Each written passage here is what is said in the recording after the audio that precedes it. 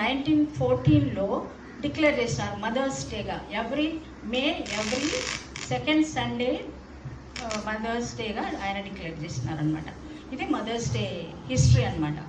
తర్వాత మదర్ అంటే ప్రార్థనా పరురాలైన మదర్ ఉంటే ఆ ఇంటికి ఎంత బ్లెస్సింగో ఒకసారి కొన్ని స్టోరీస్, చిన్న స్టోరీస్ నేర్చుకుందాము. అది తర్వాత ఏంటంటే జాన్ వెస్లీ అని ఒక ఆయన ఉన్నాడు, మీకు అందరికీ తెలిసే ఉండొచ్చు.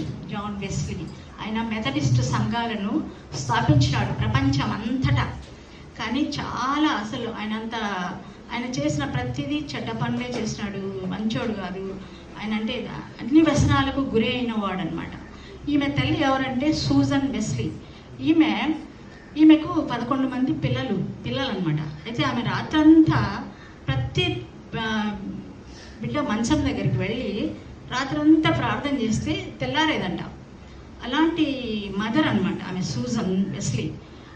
ఆమె కొడుకే ఈ జాన్ వెస్లీ.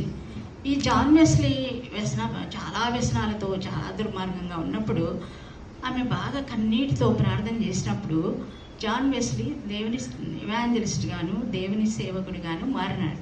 అప్పుడు ప్రజలు అన్నారు, ఎంత దుర్మార్గుడివి, ఇట్లా మారి దేవుని సేవ చేస్తున్నావు అన్నప్పుడు అప్పుడు జాన్ వెస్లీ చెప్పారు, నేను మా మదర్ కన్నీటిలో కొట్టుకొని వచ్చినాను, అందువల్ల ఇలాగైనాను అని చెప్పినారు. ఆమె అలాంటి మదర్, గ్రేట్ మదర్. ఇంకొక మదర్ ఏమంటే ఐజక్ న్యూటన్ గ్రావిటీని కనిపెట్టాడు. ఆయన మదర్ ఏంటంటే ఆమెకు 7 monthsలో ఐజక్ న్యూటన్ పుట్టినాడు. ఐజక్ న్యూటన్ పుట్టినప్పుడు చాలా చిన్నగా ఉన్నాడంట, ఇంత కూడా లేడేమో. అయితే వాళ్ళ ఫాదర్ అన్నాడంట, ఈ అబ్బాయిని పడేసే, ఈయన చనిపోతాడు, నువ్వు నాకు చూపించద్దు ఈ అబ్బాయిని అని చెప్పినాడంట వాళ్ళ ఫాదర్. అప్పుడు ఆమె ఏం చేసిందంటే పైన మనకు పాతకాలంలో అవి ఉంటాయి కదా, పైన అటకలు, ఆ అటక మీద పెట్టుకొని ఆయన కనిపించకుండా అబ్బాయిని పాలించుకుంటా పెద్దగా చేసిందనమాట.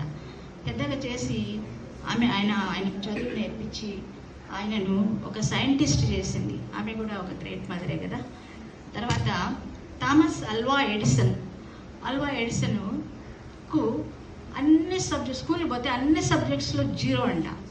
అన్ని సబ్జెక్ట్స్లో 0 మార్క్స్ వస్తూ ఉంటే ఆయనను వాళ్ళ స్కూల్స్లో ఉండే ఒక టీచర్ ఆర్ సంథింగ్ ఆమె ఏం చెప్పిందంటే, నువ్వు రేపటి నుంచి స్కూల్కి రావద్దు అని చెప్పిందంట.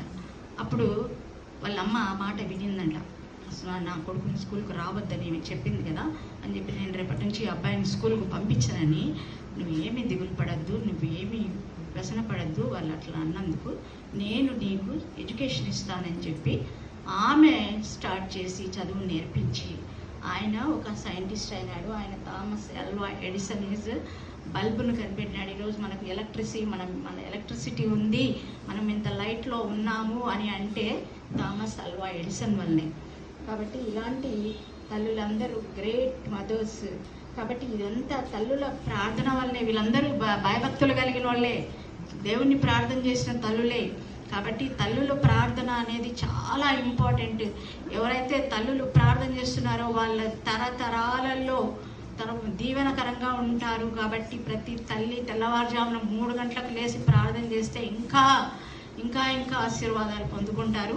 తర్వాత ఇక్కడ చేరి ఉన్న తల్లులు కూడా ప్రతి ఒక్కరూ ఎవరి సాక్రిఫైస్, ఎవరి లవ్ అంతా ప్రతి ఒక్కరూ గ్రేటే. ఏ తల్లి ఆ తల్లి గ్రేట్. కాబట్టి ఇంతటితో నేను ముగిస్తున్నాను. అందరికీ మదర్స్ డే శుభాకాంక్షలు. Thank you.